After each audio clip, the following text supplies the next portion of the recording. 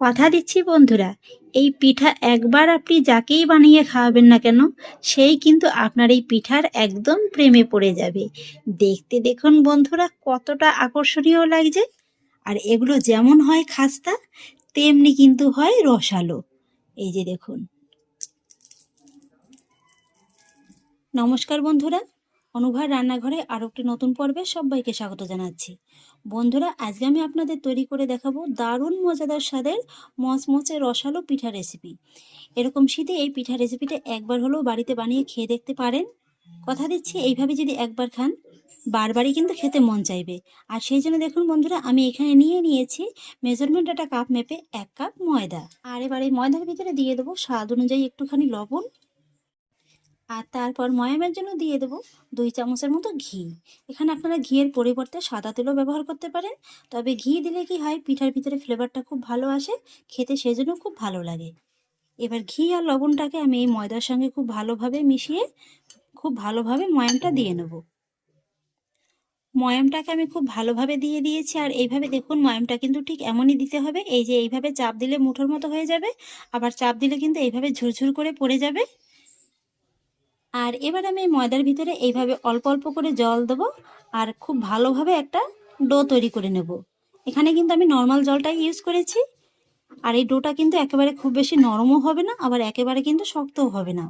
তাই এইভাবে কিন্তু অল্প অল্প করে জল দিয়ে ডোটাকে খুব ভালোভাবে মেখে নিতে হবে।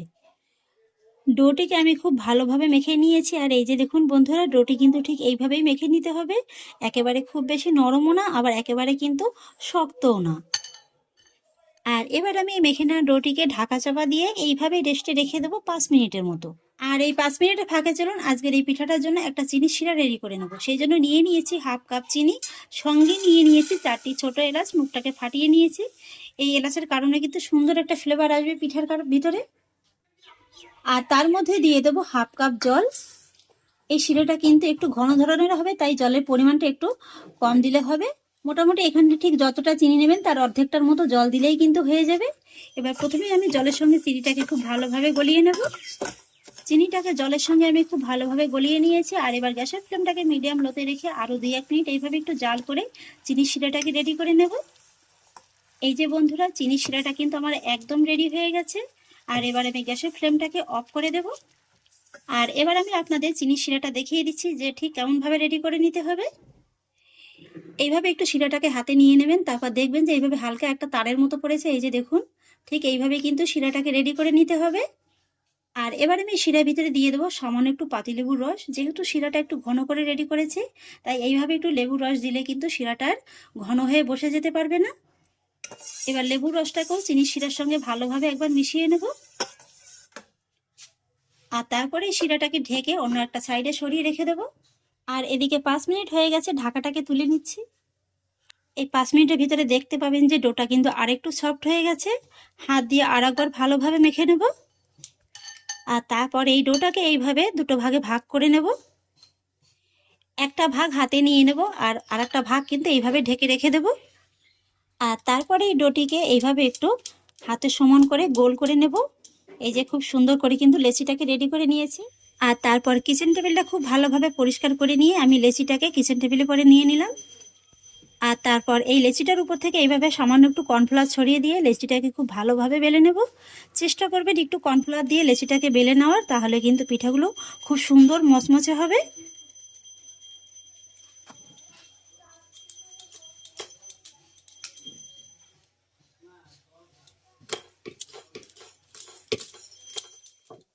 লেচিটাকে দেখুন বন্ধুরা, আমি খুব ভালোভাবে বেলে নিয়েছি। আর চেষ্টা করবেন এইভাবে কিন্তু লেচিটাকে যতটা সম্ভব পাতলা করে বেলে নেওয়ার। এই যে দেখুন, আর সামান্য কর্নফ্লাওয়ার দেওয়ার কারণে কিন্তু এটা খুব সহজেই আপনারা পাতলা করে বেলে নিতে পারবেন। আর এবার আমি বেলে নেওয়া রুটিটার উপর থেকে এইভাবে ছড়িয়ে দেবো সামান্য একটু কর্নফ্লাওয়ার। ভালোভাবে কিন্তু কর্নফ্লাওয়ারটাকে এর ভেতরে লাগিয়ে নিতে হবে। কর্নফ্লাওয়ারটাকে আমি খুব ভালোভাবে লাগিয়ে নিয়েছি। আর এইভাবে কর্নফ্লাওয়ারটাকে যত ভালোভাবে লাগাতে পারবেন, লেয়ারগুলো কিন্তু ততটাই সুন্দর হবে। আর এবার আমি রুটিটার একটা সাইড ধরে এইভাবে একটু ভাঁজ করে দেব। এবার ভাঁজ করা রুটিটার উপরও এইভাবে সামান্য একটু কর্নফ্লাওয়ারটাকে লাগিয়ে দিতে হবে। তারপরে রুটিটার আরো একটা সাইড ধরে এইভাবে ভাঁজ করে নেব। আবার একটু কর্নফ্লাওয়ার ছড়িয়ে দেব। আর তারপরে আবারও এইভাবে রুটিটাকে ধরে ভাঁজ করে নেব। আবারও ছড়িয়ে দেব সামান্য কর্নফ্লাওয়ার। এইভাবে আবারও ভাঁজ করে নেব। এই যে দেখুন বন্ধুরা, আমি কিন্তু খুব সুন্দরভাবে রুটিটাকে রেডি করে নিলাম। আর এবার কিন্তু এই রুটিটাকে আবার একটু বেলে নিতে হবে, সেই জন্য আবার একটু কর্নফ্লাওয়ার ছড়িয়ে দিলাম।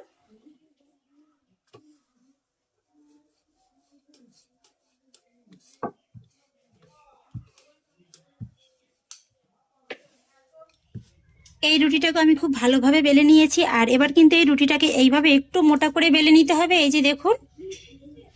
আর এবার দেখুন, আজকের এই ফুলঝুরি পিঠাগুলো বানানোর জন্য আমি নিয়েছি এরকম একটা কুকি কাটার। এইভাবে কুকি কাটারের সাহায্যে আমি ফুলগুলোকে খুব সুন্দরভাবে কেটে নেব।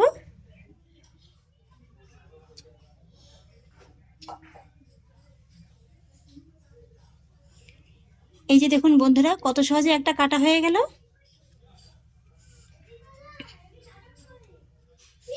আরও একটি কেটে নিলাম। যদি এইভাবে লেগে আসে তাহলে এইভাবে একটু আঙ্গুল দিয়ে চাপ দেবেন, তাহলে খুব সহজেই কিন্তু খুলে আসবে। একে একে সমস্ত পিঠাগুলোকে আমি কেটে নিয়েছি। এই যে দেখুন, একটা প্লেটের পরে এইভাবে রেখে দেব। আর এইভাবেই বাকি লেচিটা থেকে একই রকম ভাবে বেলে একই রকম ভাবে পিঠাগুলোকে কেটে নেব। এই যে বন্ধুরা, একই রকম ভাবে আমি সমস্ত পিঠাগুলোকে কেটে নিয়েছি। আর এবার দেখুন বন্ধুরা, এখানে আমি একটা ছোট বাটি নিয়ে নিয়েছি। বাটির ভিতরে নিয়ে নেব 1 চামচের মতো ময়দা। আর তার মধ্যে দিয়ে দেবো 1 থেকে 1.5 চা চামচের মতো একটু জল। এবার আমি ময়দাটাকে জলের সঙ্গে খুব ভালোভাবে মিশিয়ে নেব। ময়দাটাকে আমি জলের সঙ্গে খুব ভালোভাবে মিশিয়ে নিয়েছি। আর এবার দেখুন, আমি পিঠার থালাটিকে নিয়ে নিলাম। এবার কিন্তু আমি পিঠার ডিজাইনটা তুলে নেব। খুবই সহজ। এইভাবে একটা প্রথমে পিঠা নিয়ে নেব। আর তারপরে যে ময়দার ঘোলটি রেডি করে রেখেছি, সেই ঘোলটি এইভাবে পিঠাটার মাঝ বরাবর দিয়ে দেব। আপনাদের একটু বোঝার সুবিধার্থে কাছ থেকে দেখিয়ে দিচ্ছি। আর তারপরে দেখুন, আমি আরও একটি পিঠা নিয়ে নিলাম। আর এবার কিন্তু এই পিঠাটাও একই রকমভাবে বসিয়ে দেবো। তবে একটু খেয়াল করে দেখুন, আমি কিন্তু একেবারে সমান সমান করে বসাইনি। একটু এইভাবে কিন্তু একটা ফুল বাদ দিয়ে কিন্তু এইভাবে বসিয়ে নিতে হবে, তাহলে ডিজাইনটা খুব ভালোভাবে বোঝা যাবে। তারপরে আবারও মাঝ বরাবর একটু ঘোল দিয়ে দিতে হবে। তারপরে আবারও একটা পিঠা এইভাবে বসিয়ে দিতে হবে। আর তারপরে এইভাবে একটু আলতো হাতে চেপে বসিয়ে দিতে হবে। এই যে দেখুন বন্ধুরা, কত সহজেই আমি একটা ফুল রেডি করে নিলাম। আর আমি এইভাবে 3টা ফুল দিয়ে করছি, আপনারা চাইলে কিন্তু 4টে ফুল দিয়েও করতে পারেন। আরও একটি আপনাদের তৈরি করে দেখিয়ে দিচ্ছি।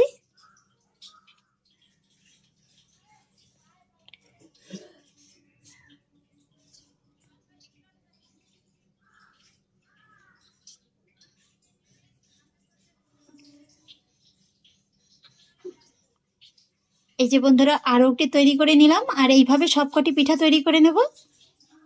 এবার দেখুন বন্ধুরা, আমি সমস্ত পিঠাগুলোকে ভেজে নেবো। আর সেই জন্য একটি কড়াইতে কিছুটা পরিমাণে সাদা তেল আমি আগেই গরম বসিয়ে দিয়েছি। আর তেলটাকে কিন্তু মিডিয়াম ফ্লেমে মিডিয়ামভাবে গরম করে নিতে হবে। এবার একটা একটা করে পিঠা আমি গরম তেলের ভিতরে ছেড়ে দেবো। আর পিঠাগুলো ভাজার সময় কিন্তু গ্যাসের আঁচটাকে একেবারে কমিয়ে দিয়ে ভাজতে হবে। বেশ কয়েকটি পিঠা আমি গরম তেলের ভিতরে ছেড়ে দিয়েছি। আর এবার কিন্তু এইভাবে কড়াইটাকে ধরে একটু ঘুরিয়ে নিতে হবে, যাতে করে তেলটা পিঠার সমস্ত গায়ে ভালোভাবে লেগে যায়। আর তারপর পিঠাগুলোকে এইভাবে একটু উল্টে দিতে হবে। আর এইভাবে একটু উল্টে পাল্টে নেড়ে চেড়ে পিঠাগুলোকে হালকা বাদামি করে ভেজে নিতে হবে। এই যে দেখুন বন্ধুরা, আমার হয়তোবা সবকটা পিঠাতে ময়দার ব্যাটারটা খুব ভালোভাবে চেপে বসানো হয়নি, তাই কিন্তু কিছু কিছু পিঠা একটু ফুলে গেছে। তবুও দেখুন এই পিঠাগুলো দেখতে কতটা সুন্দর লাগছে। এই যে বন্ধুরা, একা করে পিঠাগুলোকে আমি হালকা বাদামি রং করে ভেজে নিয়েছি। এর থেকে কিন্তু আর বেশি লাল করে ভাজবো না। আর এবার আমি একা করে পিঠাগুলোকে সব গরম তেল থেকে তুলে নেব। একই রকম ভাবে বাকি পিঠাগুলোকে ভেজে নেব। এই পিঠাগুলোকেও আমি খুব সুন্দর করে ভেজে নিয়েছি। এগুলোকেও একই রকম ভাবে তুলে নেব।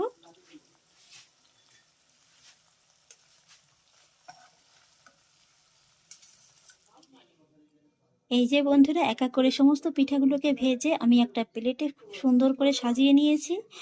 আর এবার আমি পিঠাগুলোকে দেখার একটু সৌন্দর্যের জন্য উপর থেকে ছড়িয়ে দেবো সামান্য একটু পেস্তা বাদাম কুচি। এটা যদি আপনাদের হাতের কাছে না থাকে, না দিলে কোনো অসুবিধা নেই। আর এদিকে দেখুন চিনি শিরাটাও কিন্তু এই পিঠা ভাজার ফাঁকে খুব ভালোভাবে ঠান্ডা হয়ে গেছে। আর শিরাটা দেখুন একদমই কিন্তু জমে যায়নি। আর এবার আমি চিনি শিরাটা এই পিঠার পরে এইভাবে একটু ভালোভাবে দিয়ে দেব। আপনারা চাইলে পিঠাগুলোকে কিন্তু চিনি শিরার ভিতরে ভালোভাবে চুবিয়েও নিতে পারেন, তবে আমার কাছে এইভাবে একটু সহজ মনে হয়, তাই কিন্তু আমি এইভাবে দিয়ে দিলাম। এতে করে কিন্তু পিঠাগুলো খুব বেশি একটা মিষ্টি হতে পারবে না। কথা দিচ্ছি বন্ধুরা, এই পিঠা একবার আপনি যাকেই বানিয়ে খাওয়াবেন না কেন, সেই কিন্তু আপনার এই পিঠার একদম প্রেমে পড়ে যাবে। দেখতে দেখুন বন্ধুরা কতটা আকর্ষণীয় লাগছে। দেখতেই পেলেন ঘরে থাকা কয়েকটি সাধারণ উপকরণ দিয়ে তৈরি করা হয়ে যায়। আর দেখতে দেখুন এই পিঠাগুলো দেখতে না যতটা সুন্দর, খেতে কিন্তু তার থেকে অনেক বেশি মজাদার। আর সবচেয়ে বড় কথা কি জানেন তো, এই পিঠাগুলো কিন্তু অতিথি আপ্যায়নে একেবারে জুড়ি মেলা ভার। অতিথিরা দেখেই তো একদম আপনার পিঠার প্রেমে পড়ে যাবে। এই যে দেখুন, আর এগুলো যেমন হয় খাস্তা, তেমনি কিন্তু হয় রসালো। এই যে দেখুন, আওয়াজটা নিশ্চয়ই শুনতে পাচ্ছেন যেগুলো কতটা খাস্তা হয়েছে, আর এই যে দেখুন কতটা রসালো হয়েছে। এই পিঠাগুলো কিন্তু মুখে দেওয়া মাত্রই একেবারে মিলিয়ে যাবে। যাকেই খাওয়াবেন না কেন সেই কিন্তু আপনার এই রেসিপির গোপন রহস্য জানতে চাইবে। তাহলে আশা করছি বন্ধুরা, আমার আজকের এই মুচমুচে রসালো ফুলঝুরি পিঠার রেসিপি আপনাদেরও খুব ভালো লেগেছে। যদি ভালো লেগে থাকে তাহলে আমাকে অবশ্যই একটা লাইক এবং কমেন্ট করবেন, সেই সঙ্গে বন্ধুদের সঙ্গে শেয়ার করবেন। আর প্লিজ বন্ধুরা, যদি আমার পরিবারের নতুন সদস্য হয়ে থাকেন তাহলে একটা সাবস্ক্রাইব করে পাশে থাকা বেল আইকনটি প্রেস করে দেবেন। ফিরে আসছি এরকমই পরের অন্য কোনো নতুন রেসিপি নিয়ে। সবাই ভালো থাকুন, সুস্থ থাকুন। ধন্যবাদ।